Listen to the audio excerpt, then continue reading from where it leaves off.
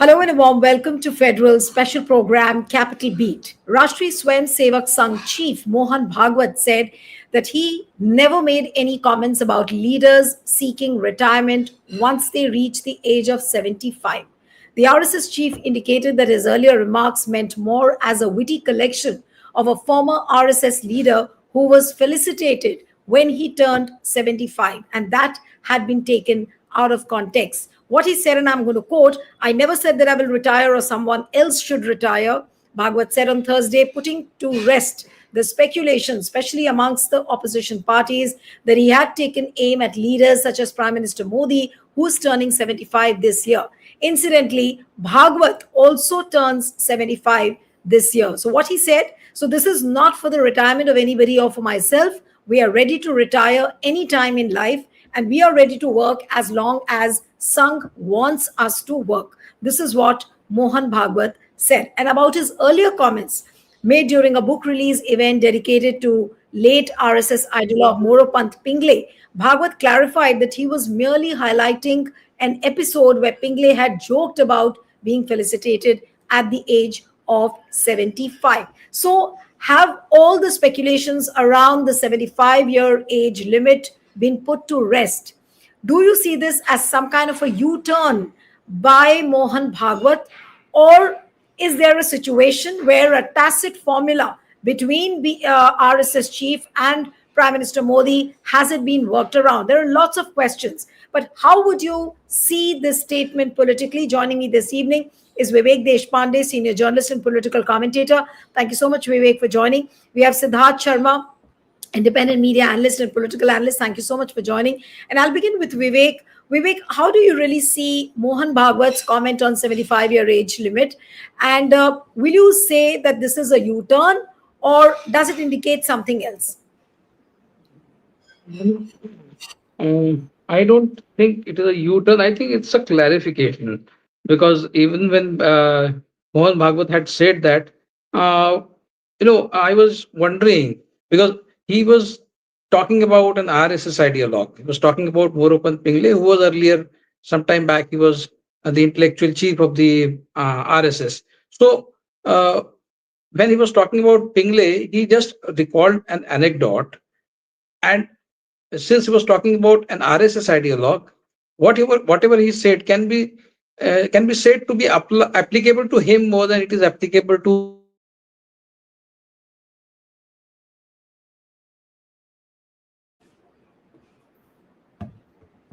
I'm not getting your audio, Vivek. Yeah, I think his frame is frozen. Okay, in the meanwhile, I'll go to Siddharth. I think he's got disconnected. If he comes back, then I'll continue with him. Siddharth, how do you really see this statement by Mr. Mohan Bhagwat? Is it a U-turn, or do you feel that there's some kind of a formula which has been worked around Prime Minister Modi's exit plan? Do you see any indication of that? Well, I see it as RSS admission that its soft pressure on Prime Minister Modi to retire at 75 has run its course and they have Okay, failed Siddharth, in I this. think Vivek is back, so I'll let him have the first chance, and then I'll come to Yes. you. Yes, Vivek, you got disconnected. Please go ahead. Yes. I'm sorry, Okay, I think the signal issue continues here. Okay. Okay, so Siddharth, you continue, please. I'm sorry. Yeah, go ahead. Yeah, I see it as RSS admission today that its soft pressure on Mr. Narendra Modi to retire has run its course, and but it also says that this kind of soft pressure will keep on increasing from the side of RSS. So, two things, a little bit of a paradox, maybe a little bit of a contradiction, but that is what the statement says. If you say, just like Mr. Vivek Sarka has said, that if you consider an ideologue like Mr. Pingle, an ideologue is someone who gives you tenets on which your institution runs. Now, if an ideologue saying something has been now considered as a one-off remark, applicable only to him and not to an organization, that goes on to show that ideologically that institution, how important it sees ideology. Yes, I don't think any organization considers ideology as foremost. Any organization worth its salt across the globe, across history, if you see any organization's first and foremost, its primary objective is to snatch power, to get into power, to somehow come to power. That is the only raison d'etre. That is the only reason of existence for any organization. And as we know, RSS, by its name itself, the nomenclature itself suggests that it is Rashtriya Swayam Sevak Sangh. So they call themselves as a Sangathan, and they take pride in it, that they are one of the world's biggest organizations. In fact, the Prime Minister recently from the ramparts of the Red Fort also said so, that RSS is one of the world's biggest organizations. So for RSS, coming into power is its first and foremost, what do you say, goal. And somehow, since for the last 10 years, they have come to power, they are in power today. So they will not do anything that jeopardizes or sabotages their being in power to perpetuate their own power.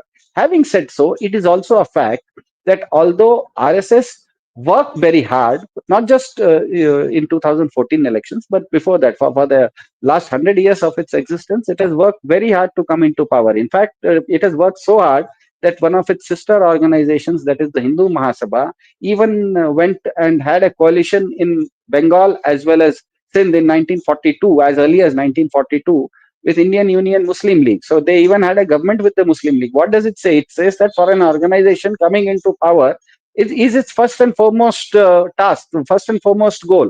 So to come into power, they will compromise to anything. Now, for the last 11 years, since 2014, RSS and its sister concern that the BJP is in power.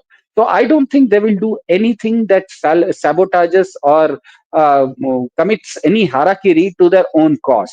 They will not do so. But having said so, it's also a fact that for the last 10 years, although Mr. Modi rode on the shoulders of an organization called RSS and came to power, but in the last 10 years, the way Mr. Modi operates as Prime Minister, he doesn't consult anybody. Did he consult anybody while announcing demonetization or notebandi, as it is famously called? No, he did not consult anybody. Did he consult anybody while announcing lockdown at 8 p.m. on national television? No. So he works unilaterally. His decision making is unilateral. So Sangh, to an extent, is also a little bit upset with Mr. Modi, that although you come from our stable, although you used us to come to power, but once you are in power, you are not consulting us. So that a little bit of pain is there, but that pain does not mean that it will go to an extent of sabotaging its own people and losing out from power altogether. So I think Right. they are admitting today that they've been bringing soft pressure on the Prime Minister to retire. But since the Prime Minister has not yielded to that soft pressure, they will keep on increasing the soft pressure, but they will not bring any kind of hard pressure on them. Just like Mr. Trump has been bringing hard pressure, not just on India. The way Mr. Trump operates, he threatens tariff, he attacks Iran, he does a lot of things which are very aggressive and very pressurizing. So I'm not saying that they will do anything like Mr. Trump does on Mr. Modi, like bringing on very hard pressure on Mr. Modi. But they also very clearly today they said that Hamara Kam, we are an expert in running shakhas and they are an expert in running Sarkar. That also says that they are not very happy with the government. They say that government, if it is doing something and if it is facing certain liabilities as a government, be it unemployment, be it diplomatic failure, be it vote chori, then that is their task, that is their liability. Please don't drag into us. We are concerned only about running shaka. So it is a blow hot, blow cold kind of a relationship between these two. That's what I believe. I think Javed Saab will throw better light on it. Yes, thank you so much, Javed, for joining. And Javed, my question to you is, of course, on Mohan Bhagwat's comment on the retirement age limit. Yesterday, he said that he's not retiring and neither will he ask anyone to retire, which is very clear that he was referring to Prime Minister Modi's retirement, which everyone has been speculating because he's going to be 75 this September. Uh, what do you make politically of the statement made by Mohan Bhagwat? Do you see this as some kind of a U-turn? Does it show that now RSS seems to be having an upper hand on the Prime Minister? Because realistically speaking, Prime Minister Modi is cornered on the international front and on the domestic front, whether it is the vote chori campaign or several other issues. Does it also indicate that RSS, somewhere where people were saying that BJP had grown bigger than RSS, now does RSS seem to be having an upper hand? And does this statement made by Bhagwat also indicate that? Look, it's a well crafted statement, very carefully worded. and it revealed as much as it concealed. He tried to deftly dodge the elephant in the room, which is this question of whether or not Mr. Modi should retire. He said, he made light of it actually. He said, I had quoted uh, some Shastri ji, he mentioned, uh, one of his predecessors. He says he used to be very witty and very humorous, and this was his way of replying. And that's why I use this term. I am not in this business of telling people, nobody can tell me when to go and when not to go. Similarly, I am not in this business of asking people to leave or join. He says, we are all servants of the Sangh, and you know what stuff he said. So I also do, although I have no evidence at hand, but I do believe that there is some kind of rapprochement in the works as far as some attempt is being made to build fences with the RSS. Mr. Modi all of a sudden surprised everybody in his 11th year address from the ramparts of the Red Fort, suddenly praising RSS. So Mr. Modi also realizes that he's cornered on the international front.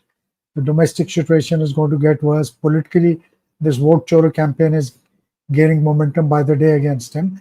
And therefore, if he continues to alienate the RSS, then it could well be curtains for him, because the RSS did not put its entire shoulder to the wheel in the 24 elections, and we know what happened. He came down to 240. So I do believe there is some kind of patchwork happening in the background. It's still undercooked, but it's underway. And like Siddharth ji said, it's not very easy for RSS to pull the plug on this government. After all, the next government that comes will not be as sympathetic as this. This is, after all, their baby. Look at the way all the appointments of vice chancellor that are being made, the HRD ministry, culture ministry, all their agenda. Article 370 was. Hello. Yes, I can hear you, Javed. Go ahead, please. Yeah, so Javed. Article 370, triple talaq, uniform civil code, all the stuff all the issues that were dear to the RSS have been implemented. Yes, it is also true that the BJP is not very happy with this day-to-day interference. Mr. Modi doesn't like day-to-day interferences, and in a interaction soon as he was announced as the BJP's nominee, in an interaction with some close confidants, he had said that if I had continued in the RSS, I would have been the Sarchalak today and not Mr. Bhagwat. Right. It was, of course, this conversation. So, he's not one to be pushed around. So it's a very delicate balancing act which is taking place from both sides, and we need to watch this space on where this goes. Right. So it's a delicate balancing act which is done by Mohan Bhagwat. Vivek is back with us. Vivek got disconnected. Vivek, again, coming back to you with the same question which I had put you initially, that do you see this as some kind of a U-turn? And also this age limit, 75 years old people were sent to the Margdarshak Mandal. Let's not forget what happened to Alke Advani, Murli Manohar Joshi. Now, all that has vanished now after this statement made by Mohan Bhagwat. Yeah, and sorry, my internet connection was getting snapped frequently. So I hope it continues well now. See, I had started by saying that it's not a U-turn by Mohan Bhagwat. I think he's trying to make a correction about what he had then said. And he had basically said something in reference to an RSS ideologue that when he turned 75, he decided to call it quits. So whatever Mr. Bhagwat had said, the example that he had given actually applied more to him than to Modi. So to presume that he was saying it in reference of Modi is basically a wrong presumption. If at all you have to presume something, then you have to presume that he is going to quit as RSS chief at the end of the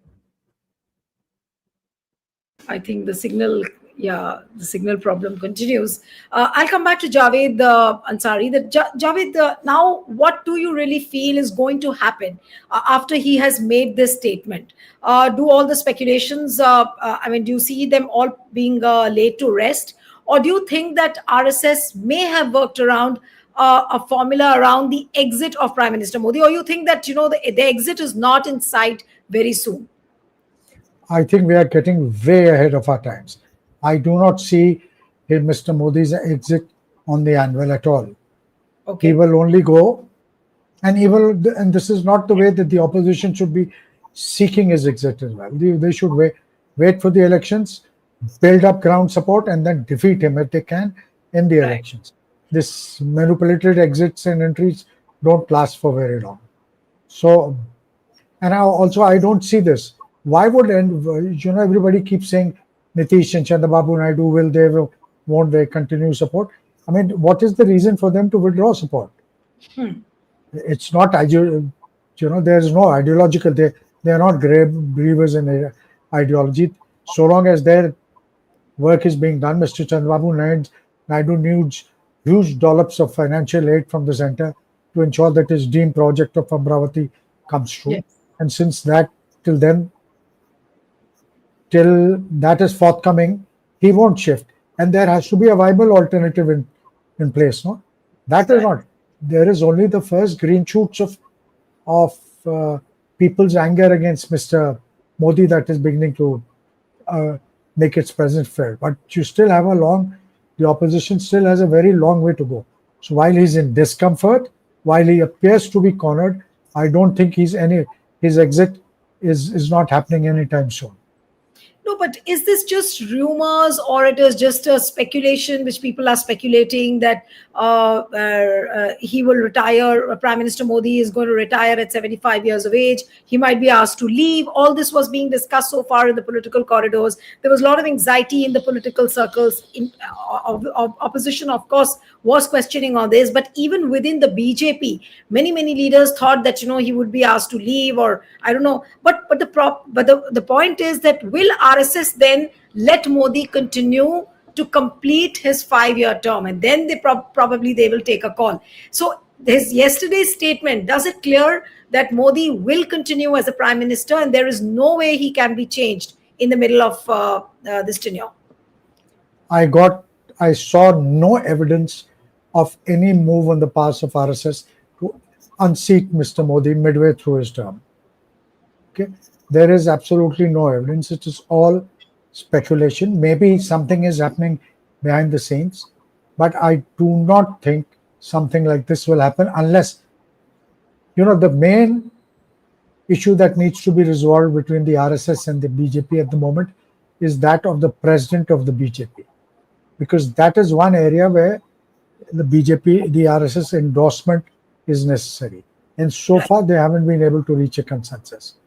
Unless Mr. Modi decides to use this battering ram approach with the RSS, I don't think there's going to be a rupture, or I don't think anything will happen, or the RSS will not precipitate a crisis by forcing Mr. Modi to. Mr. Bhagwat was questioned about this bit also, and he said that it wouldn't have taken so long if there was a consensus. So, which means that there are differences, and he did talk about differences between the BJP and the RSS. Without an iota of doubt, there are differences. For one, BJP never elects a president. So even for selection, even if the selection process is taking over a month of Sundays, then you can imagine that obviously something's not right and something's not going the way the decision makers want it to be. And so therefore, this is being thrashed out. There are problems on that front. There's absolutely no denying. But does that mean that the government is about to fall, or the prime minister is going to be changed? I doubt very much. Right. So that coming to you, a lot of people started speaking that, how come RSS held a press conference? Of course, it was a special occasion. There was a 3 days long event on the 100th anniversary. I think Vivek is there. I'll go to Vivek then, and then I'll come to you. Vivek, your signal is, I don't know, it's like blowing hot and cold, like between RSS and BJP. Over to you now. You please start speaking before I'm not going to shoot a question to you. Yes. I'm sorry. I'm sorry. Yes. Yes. I'll just repeat what I said in the earlier round. Basically, the RSS chief, when he recalled that anecdote, he was talking about an RSS ideologue. So when he was talking about retirement at the age of 75, to presume that he was referring it to Mr. Modi, or he had Mr. Modi in mind, or he was taunting Mr. Modi, so to speak, is a wrong presumption. I think it would apply more to him than to a BJP leader, because he was talking about RSS ideologue. So I think he was just recalling an anecdote, and he did not mean anything. We should not always think that all these big leaders, whenever they say anything, there's always something attributable to it. So just as he had, uh, it said something about reservation when he was campaigning. He was talking in Bihar before the elections last time, and then it created a lot of ruckus that the RSS wants a reservation to go. Of course, it does want reservation to go, but then their official position has always been that reservation will have to go only when those availing of reservation will say that they don't need it now. So that has been the RSS official position. It's another matter that from within they would like reservation to end as soon as possible. But officially, then no. Similarly, it was a slip of tongue from Mr. Modi, and this time it was just an anecdote which he did not realize that it could be seen in the context of Modi's possible retirement from politics and as Prime Minister. So I think he has not done a U-turn. He has made correct. And as far as Mr. Modi's future is concerned, of course, RSS wants him to go, but not at this juncture. As Javed, I could partly hear him say that. And I have also been saying that the RSS would have, in the normal course, wanted Mr. Modi to go, but going by what is happening in the country, the internal and the external crisis that Modi has been facing over the last few months, I think the RSS would want to wait for some more time before they take some call on Mr. Modi's departure. Of course, they want Modi to go. There is no doubt about that. But when will that be?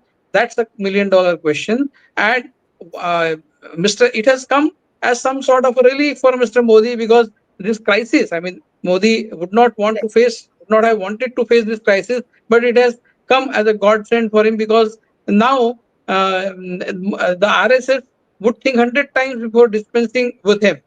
Uh, because if this government goes, Mr. Modi go, then the RSS will also be nowhere. The RSS wants power at any cost. So they would want to continue per force with Mr. Modi for some time before they think of an alternative. When will that be? Nobody knows. As long as this crisis continues, as long as the BJP is in trouble, the RSS will always try to cover up for the BJP, not for Modi in person. They want the Vivek, BJP to survive. but Right. Vivek, will Modi continue to be wary of RSS with the kind of statements Mohan Bhagwat has made in the past? Will he continue to remain anxious about the next move of RSS? Yes, yes. See, this press conference and the speeches that Mr. Bhagwat is giving in Delhi, we should also look at it from a different perspective. The Mohan Bhagwat is the first RSS chief who has been constantly doing public outreach. It was never a system with the RSS that the RSS chief would go out into the public and talk and also take questions from the press. It has been very rarely the RSS chief have chiefs have actually spoken to the media or have organized some programs on their own and addressed public and given answers to the questions posed to them. This has been a very this has never happened in the history of RSS. The RSS, of course, 100 years of RSS is an occasion, but he has done it even 3-4 years before in Delhi. So they have been constantly doing public outreach. The whole objective about the public outreach is to cleanse the image of the RSS, which is kind of uh, I mean, the RSS is not liked by the public intellectuals in India and for people at large. So to kind of put the RSS in good light, the RSS chief has taken it upon himself over the last few years to cleanse the image of the RSS in the eyes of the common public. And this a huge program which is being held in Delhi, which he addressed in Delhi, must be seen as an attempt to put the RSS above the BJP. Mr. Modi has not addressed any press conference throughout his 12 years of career as Prime Minister.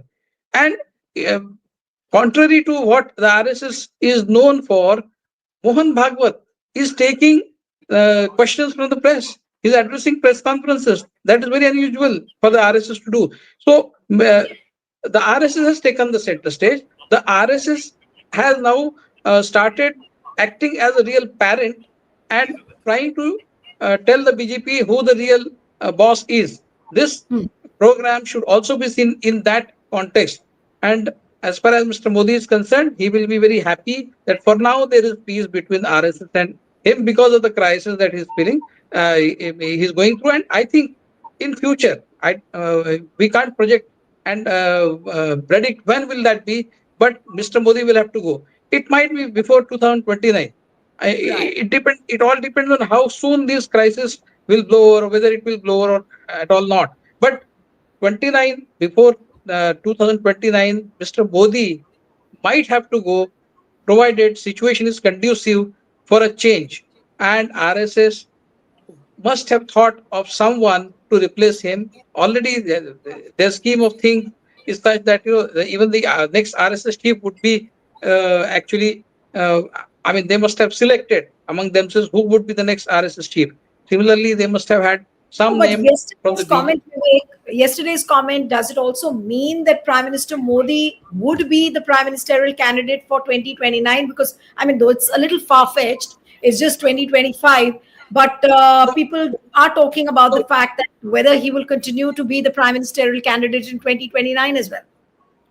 So what we are trying to do is we are connecting 75 with Mr. Modi's retirement.